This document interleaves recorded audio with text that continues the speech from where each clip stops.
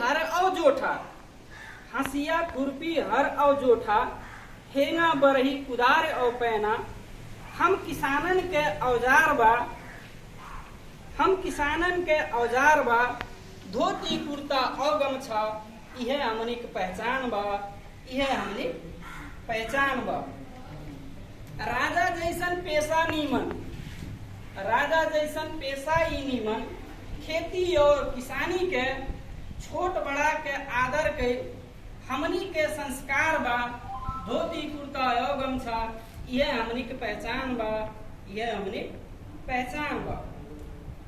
डलिया डलवा ढकिया यो मौनी, डलिया डलवा ढकिया यो मौनी, खांची खांचा टाटी यो छौनी।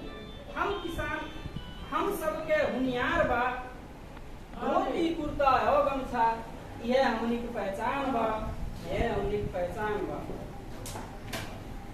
खिचड़ी पंचमी ईद और दशहरा, खिचड़ी पंचमी ईद और दशहरा, होली मुहर्रम और अमावसा, हमनी के खूब चर्चित त्योहार बा, धोती कुर्ता और गमछा, यह हमनी की पहचान बा, यह हमनी की पहचान बा। हिंदू मुस्लिम कुर्मी औचाई, हिंदू मुस्लिम कुर्मी औचाई, गडेरिया हरिजन हम सब भाई। हिंदू मुस्लिम कुर्मी औचाई, गडेरिया हरिजन हम सब भाई। हमनी में खूब व्यवहार बा, धोती कुर्ता और गमछा, यह हमनी के पहचान बा, यह हमनी के पहचान बा।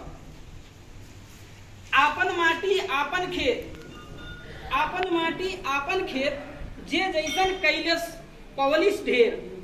सोचले के एक आधार बा, धोती कुर्ता और गमछा, यह हमनी के पहचान बा, यह हमनी के पहचान बा। धन्यवाद।